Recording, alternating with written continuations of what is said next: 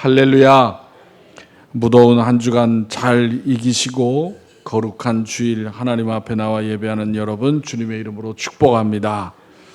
여러분, 이번 주에는 비 소식이 있습니다. 오랜만에 비가 반갑게 여겨집니다. 너무나 많이 덥죠. 예. 여러분, 과거 학창 시절에 시험을 좋아했나요? 예, 금방 대답이 나오시네요. 그렇습니다. 예, 시험을 좋아하는 사람은 아무도 없을 것입니다. 그런데 여러분, 언젠가 방송에 보니까 여의사이신 분이 나오셔서 이제 옛날 학창 시절 얘기를 하는 거예요. 하는데 시험을 보면은 거의 만점에 가까운 점수를 받았대요. 예. 그래서 사람들이 친구들이 너는 어떻게 공부를 열심히 하길래 그렇게 만점에 가깝게 점수를 받느냐 물었습니다. 그랬더니 젊은 학창 시절에 뭐라고 대답을 했냐면 열심히 공부하지 않는다 그랬다는 거예요. 아니, 열심히 공부하지 않는데 어떻게 그렇게 좋은 점수를 받을 수 있느냐 물으니까 이유는 IQ가 좋은 거예요. IQ가 150이 넘는데요.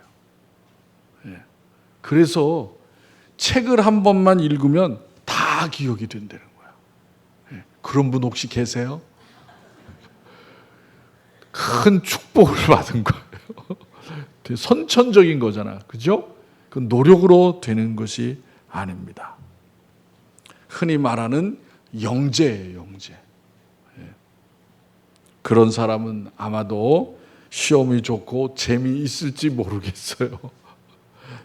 그러나 대부분의 보통 사람들은 시험을 좋아하는 사람은 없습니다.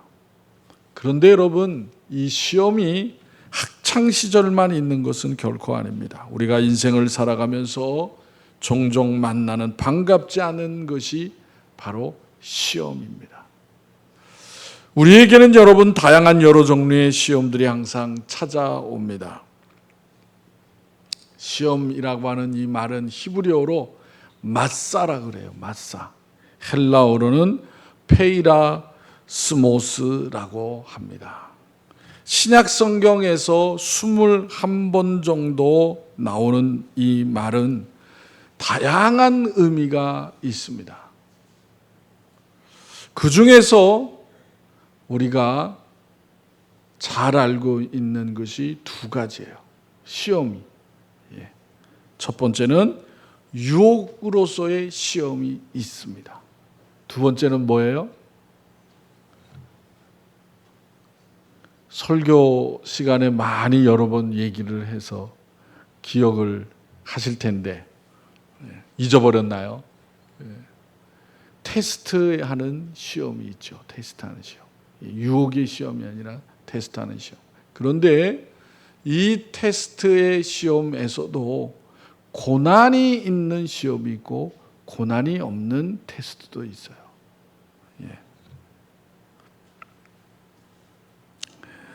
먼저 유혹으로서의 시험, 우리를 넘어지게 하는 사단의 시험인 거죠. 그렇죠? 그리고 고난으로서의 시험이 있습니다. 그것을 베드로가 많이 언급을 했어요. 베드로가. 세 번째, 테스트로서의 시험이 있다고 했습니다. 예를 들자면 우리가 잘 아는 아브라함에게 하나님께서 그의 아들을 번제로 드리라고 하실 때에 하신 시험을 말하는 것입니다. 본문에서 야고보가 지금 말하고 있는 시험은 무엇에 관한 것일까요? 그것은 대부분 고난과 시련을 의미하는 시험을 말하고 있는 것입니다. 그러면 우리가 시험을 만나게 될 때 어떻게 해야 하느냐라는 거예요. 오늘 본문의 야고보는 두 가지로 명령을 하고 있습니다. 권면을 하는 것이 아니라 명령을 하고 있어요. 하나는 시험이 찾아왔을 때에 그것을 기쁘게 여기라는 거예요. 기쁘게. 그것이 2절의 말씀이에요. 또 하나는 그것을 인내하여 온전히 이루라고 명령을 하고 있는 것입니다. 그것이 4절의 말씀이에요. 왜냐하면 시험은 그 시험을 이겨낸 자에게 매우 유익하기 때문인 것입니다. 야고보는 우리가 갑자기 시험을 만나게 되더라도 절대 놀라거나 하나님을 원망하지 말고 오히려 그것을 기쁘게 여기라고 명령하고 있습니다. 앞에서 말씀드린 것처럼 시험을 좋아할 사람은 아무도 없을 것이며, 하지만 우리에게 시험은 안 당해도 되는 것이 아니라 꼭 통과해야 할 절차이기 때문에 우리는 이 시험에 대해 준비해야 하고, 지금 시험 받고 있는 사람은 그 시험을 통해서 주시고자 하는 하나님의 뜻을 발견해야 한다는 거예요. 그렇다면 여러분, 야고보는 왜 시험을 기쁘게 여기라고 명령하고 있느냐라는 거예요. 첫째는 시험은 우리에게 온전하고 구비하여 조금도 부족함이 없는 사람이 되게 주기 때문인 것입니다. 우리 다 같이 다시 한번 3절 4절을 읽겠습니다. 3절 4절 다 같이 시작. 이는 너희 믿음의 시련이 인내를 만들어내는 줄 너희가 알미라. 인내를 온전히 이루라. 이는 너희로 온전하고 구비하여 조금도 부족함이 없게 하려 함이라. 그렇습니다. 믿음의 시련은 인내를 만들어내고, 그 인내는 우리로 하여금 하나님께서 우리에게 뭔가를 알리시고자 하는 목적을 이루게 하고 우리를 준비시켜서 조금도 부족함이 없는 사람으로 만들어주기 때문이라는 거예요. 그래서 기쁘게 여기라는 거예요. 여러분, 우리 그리스도인은 시련을 통해 지금 나를 향한 하나님의 뜻을 분명히 발견하게 하고 준비시켜서 앞으로 어떤 일을 하게 되든지 조금도 부족함이 없는 사람, 성숙한 사람으로 만들어주기 때문에 시련을 만나면 원망하는 것이 아니라 기쁘게 여겨야 한다는 거예요. 시련은 믿음으로 받으려면 우선 시련의 종류를 알아야 합니다. 첫 번째로, 시련 중에는 자신과 상관이 없이 외부로부터 오는 시련이 있어요. 가령 우리가 모두가 겪은 코로나가 닥쳤을 때 모든 국민들이, 모든 전 세계 백성들이 시련을 겪었잖아요. 또 여러분, 그뿐만 아니라 우리 일상 속에서, 우리 가정에서 가까이서 부모가 사업을 하다가 실패하면 자녀들이 시련을 겪어요. 즉 내가 무엇을 잘못해서가 아니라 외부로부터 오는 시련이 있다는 것입니다. 그러나 이런 경우에도 그 시련을 믿음으로 받으면 결국에 유익함을 얻게 된다라는 거예요. 성경을 보면 야곱이 삼촌 라반의 집에서 큰 부와 가족을 이루어서 고향으로 돌아가게 됩니다. 그런데 고향 근처인 세겜 땅에 머물자 무슨 일이 일어납니까? 그 야곱의 딸이 세겜 사람들에게 성폭행을 당하는 일을 겪게 됩니다. 이에 격분한 야곱의 아들들이 세겜 사람들을 죽이고 말았어요. 화가 난 세겜 사람들이 야곱의 가족에게 보복을 하게 되는 그런 위기를 맞게 됩니다. 그래서 야곱은 세겜을 땅을 떠나서 다시 다른 곳으로 가지 않으면 안 되었다라는 거예요. 야곱은 이러한 시련을 겪으면서 자기 자신을 돌아보게 됩니다. 그리고 자기 가족들이 아직도 우상을 버리지 않았음을 깨닫게 됩니다. 그래서 가족들에게 몸속의 모든 우상을 다 내어놓으라고 명하고 그것들을 모아서 땅 상수리 나무 앞에 땅에다 묻게 되는 것을 볼 수가 있습니다. 그리고 언약의 장소인 베델로 올라가서 베델로 가서 거기서 여호와 하나님을 섬겼다고 성경이 말씀하고 있어요.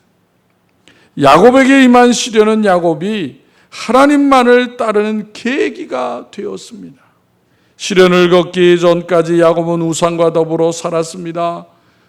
그럼에도 그것을 알지를 못했어요. 야곱은 시련이 닥치자 하나님을 절실히 붙드는 믿음의 사람이 되었습니다. 참된 믿음으로 다시 태어났고 축복의 조상이 될 수가 있었습니다.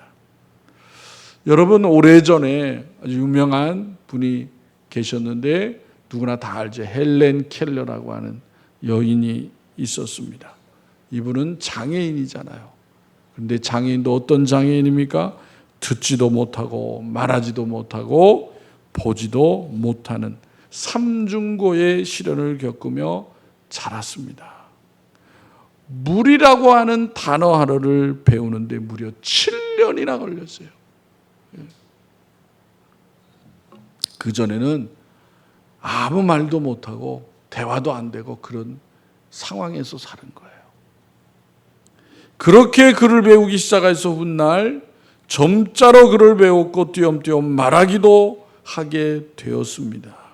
시련을 이겨낸 헬렌 켈러는 결국 시를 쓰고 책을 써서 전 세계 장애인들에게 엄청난 감동을 주었습니다. 모든 시련을 믿음으로 극복한 후에 헬렌 켈러가 말하기를 하나님은 이 세상에 불행한 사람들이 시련을 이겨낼 용기를 얻게 하시려고 나에게 시련을 이겨내게 하셨고 오늘을 잊게 하셨습니다 라고 하였던 거예요. 여러분, 시련을 믿음으로 이겨낸 사람만이 할 수 있는 고백인 것입니다. 헬렌 켈러는 시련을 더 이상 저주로 생각하지 않았어요. 그것은 시련을 믿음으로 받았기 때문인 거예요. 오늘 말씀과 같이 고린도전서 10장 13절에 이렇게 말씀합니다. 사람이 감당할 시험 밖에는 너희가 당한 것이 없나니 오직 하나님은 미쁘사 너희가 감당하지 못할 시험 당함을 허락하지 아니하시고 시험 당할 쯤에 또한 피할 길을 내사 너희로 능히 감당하게 하시느니라 라고 하신 거예요. 여러분, 하나님은 우리가 이겨낼 시련만 허락하십니다. 그러므로 여러분들에게 시련이 닥칠 때 그 시련을 원망하지 말고 믿음으로 이겨내시기를 바랍니다. 두 번째, 자신의 잘못으로 인한 시련이 있어요. 아담과 하와는 행복한 삶을 살 수 있는 환경에 있었지만은 그들이 죄를 짓자 시련이 닥쳤고 고통을 받게 되었습니다. 죄로 인하여 시련이 닥친 거예요. 그런데 그 시련 앞에 낙심만 한다면 시련 외에 얻는 것이 아무것도 없습니다. 그러나 시련을 만나서 새로워지면 다시 일어설 기회를 얻게 되는 것입니다. 이것이 하나님의 법칙인 거예요. 다윗은 밧세바를 범하고 아내로 맞아들이게 됩니다. 아이를 낳았습니다. 그런데 그 아이가 병이 들고 말았어요. 다윗은 자신의 잘못으로 아들에게 시련이 왔음을 알고 하나님 앞에 엎드렸습니다. 남의 가정에 상처를 주었고 하나님의 영광을 가리었음을 깨달았습니다. 타락한 모습으로 살았음을 회개하고 하나님께 용서를 구하였습니다. 그리고 다윗은 새롭게 태어나게 됐습니다. 다윗의 시련은 자신의 영적 무감각과 어리석음을 깨닫는 기회가 되었고 그릇된 길에서 바른 길로 돌아서는 결정적인 기회가 되었던 것입니다. 히스기야 왕은 하나님의 사랑을 많이 받은 왕이었습니다. 한 번은 그가 죽을 병에 걸리게 되자 히스기야는 하나님께 간절히 기도하여서 하나님의 은혜로 그 병을 고침받게 되었습니다. 그런데 그러한 은혜를 받은 이 히스기야 왕이 얼마 지나지 않아서 교만해졌어요. 그것 때문에 하나님의 진노를 사게 되었습니다. 그 나라에 아수르라고 하는 이방 나라가 쳐들어오는 시련을 겪게 됩니다. 그러자 히스기야 왕은 다시 자신의 잘못을 깨닫고 하나님 앞에 엎드려 다시 겸손해졌습니다. 그러자 하나님은 그 나라에 또 히스기야에게 주셨던 시련을 거두시고 다시 복을 주셨던 것입니다. 히스기야는 시련 때문에 원래의 자리, 겸손의 자리로 돌아올 수가 있었습니다. 시련을 통해서 하나님은 그를 깨닫도록 단련시키신 거예요. 여러분, 사람은 시련을 통하여 믿음과 인격과 삶이 성숙해지게 되는 거예요. 우리는 자신의 잘못이나 실수로 시련이 닥칠 수가 있습니다. 그런데 그 시련 앞에서 넘어져 있기만 하면 아무것도 얻을 수가 없는 거예요. 그러나 시련을 믿음으로 받으면 자신의 참모습을 보고 삶이 바르게 세워지는 것입니다. 결국 하나님과 사람 앞에서 더 존귀해지게 되는 것입니다. 여러분, 우리는 누구든지 실수할 수 있고 잘못을 저지를 수 있고 그로 인해서 시련을 겪을 수 있어요. 그런데 시련을 믿음으로 받아 돌아서면은 하나님은 그 사람의 생애를 축복된 생애로 만들어 주시는 거예요. 이 사실을 기억하며 하나님의 은혜로 시련을 축복으로 만들어가는 성도들이 되시기를 바랍니다. 세 번째, 그래서 하나님이 복을 주시려고 허락하시는 시련도 있다는 거예요. 대표적인 사람이 누구겠어요? 요셉이라는 사람이에요. 요셉이라는 사람. 예. 아버지 야곱의 사랑을 받던 요셉이 형들의 시기로 인해서 애굽의 상인에게 팔려가게 됩니다. 졸지에 요셉은 가족을 잃고 노예로 종으로 살아가게 되고 말았습니다. 애굽의 보디발의 집에 종이 되었습니다. 그러나 요셉은 낙심하지 아니하고 주인 보디발의 신임을 얻어서 그 집의 가정 총무가 되었어요. 성경에 보니까 보디발과 또 그 아내 외의 모든 것들을 요셉에게 맡겼다고 하였습니다. 대단한 신임을 얻은 거예요. 그런데 얼마 지난 후에 보디발의 아내의 유혹을 받게 됩니다. 요셉이 어떻게 합니까?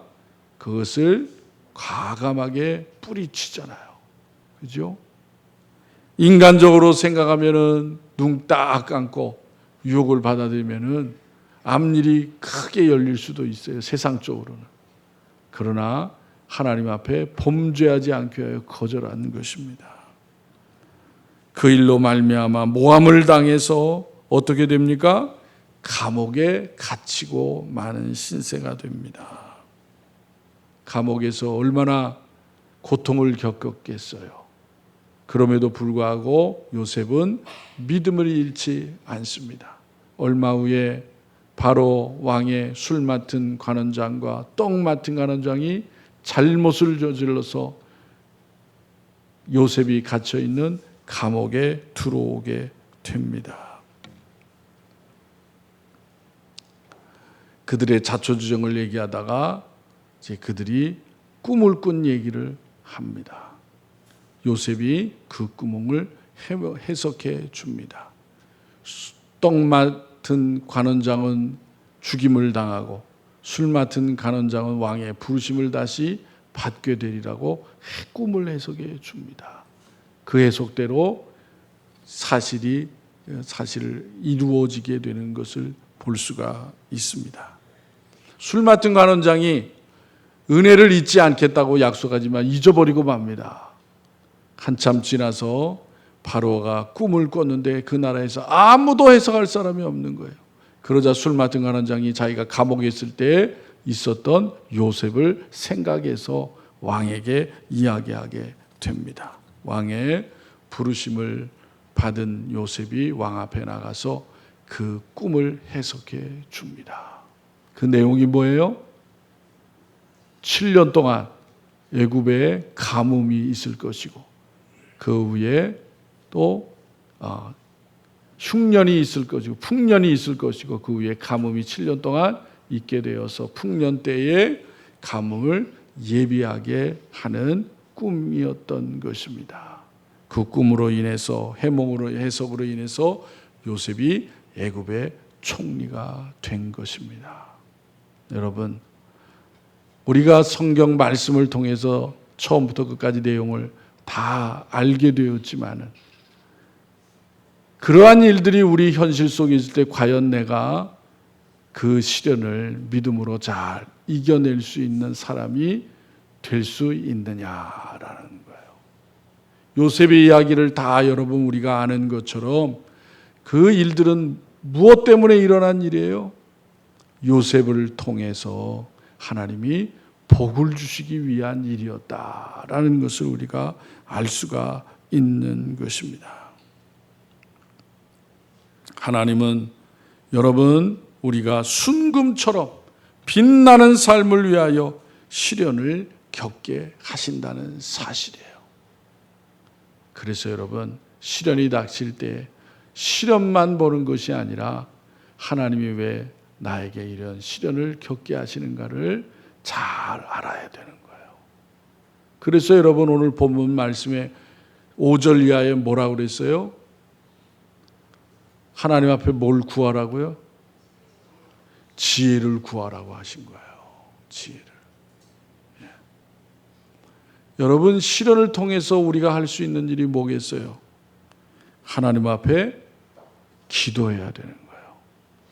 근데 무슨 기도를 할 수 있겠어요? 하나님이 시련을 잘 이길 수 있는 지혜를 달라고 기도하라는 거예요. 기도하라는 거예요.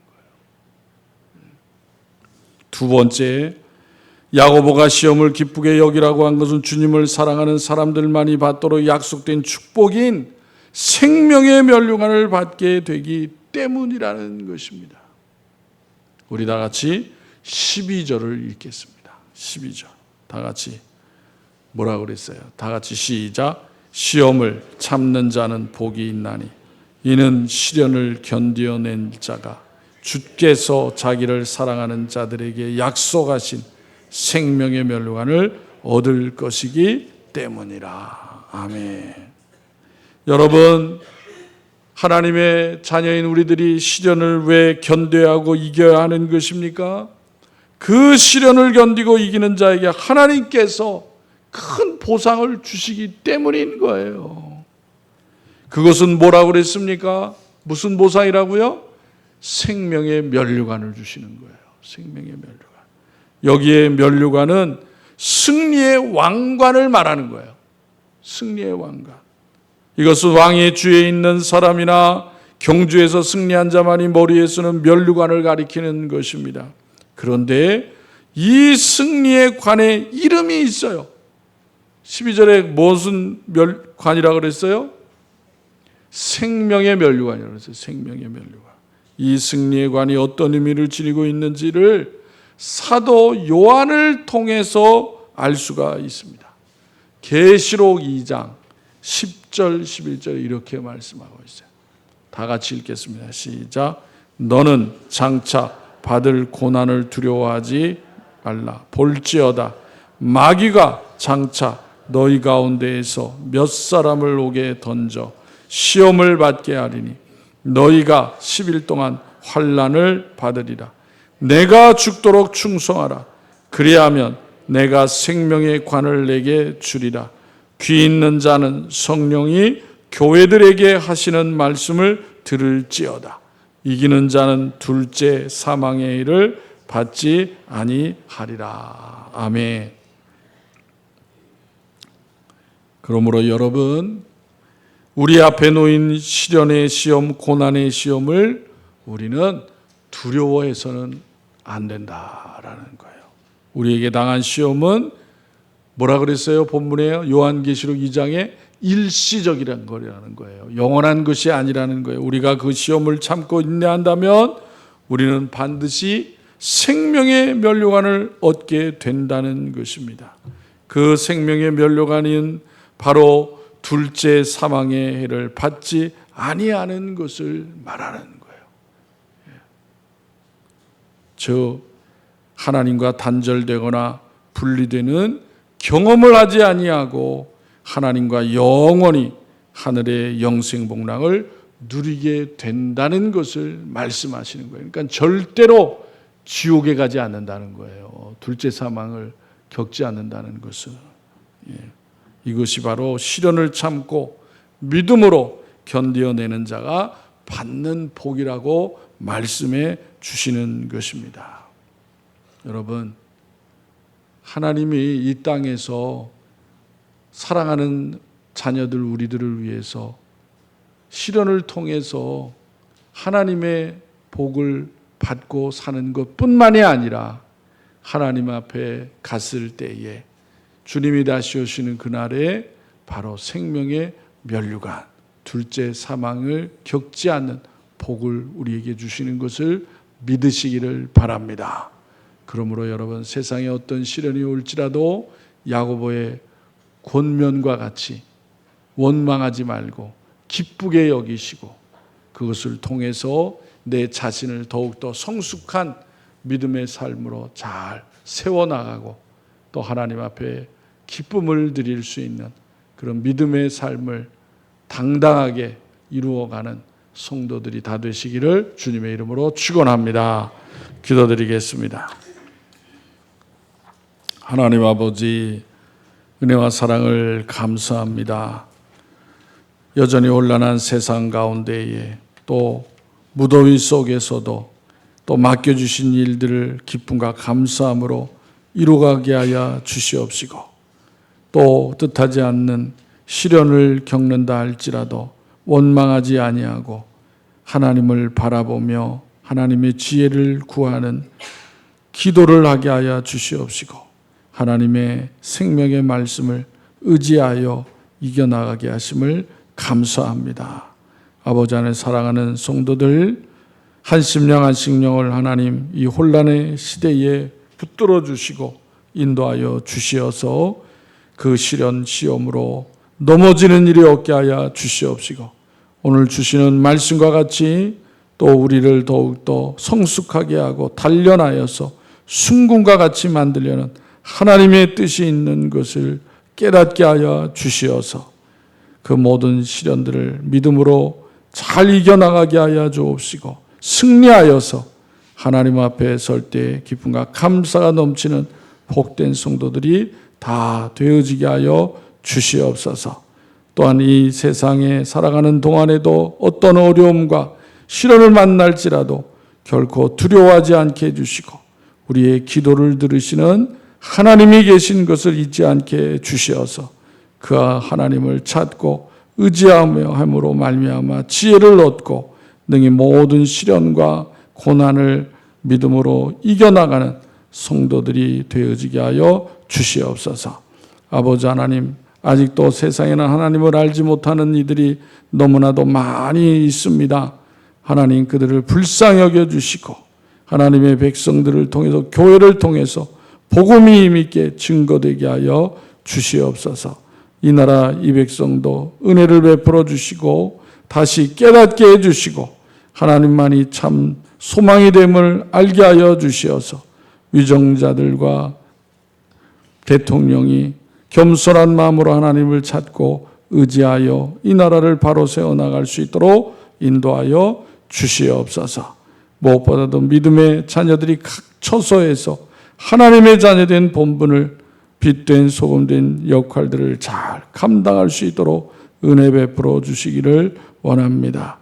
아버지 하나님, 여전히 육신의 질병 또 환경의 어려운 가운데 있는 성도들을 기억하여 주시고 긍휼히 여겨 주시어서 낙심하지 않게 해주시고 모든 연약한 것들이 회복되게 해주심으로 말미암아 하나님 앞에 더 귀하게 쓰임받는 삶을 살게 하여 주옵소서. 사랑하는 성도들 가정 일터 위에 하나님 함께하여 주시어서 맡겨진 모든 일들 믿음 안에 아름답게 이루어가고 결실을 맺는 복된 삶 되어지게 하여 주시옵소서.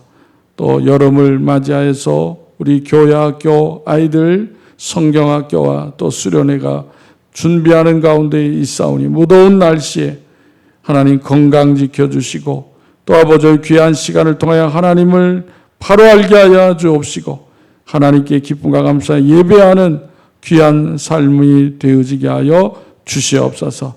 수고하는 교사들, 봉사자들에게도 은혜를 더해 주시고 기쁨과 감사함으로 하나님 앞에 영광 돌리는 귀한 일꾼들이 다 되어지게 하여 주시옵소서. 아버지 하나님, 많은 이들이 실망하고 낙심하는 이 시대에 하나님만이, 교회만이 참 소망이 되어지는 것을 열방을 향하여 잘 드러내고 나타내는 교회와 성도들이 다 되어지게 하여 주시옵소서. 우리를 언제나 변함없이 사랑하시는 예수님의 이름으로 기도하옵나이다. 아멘.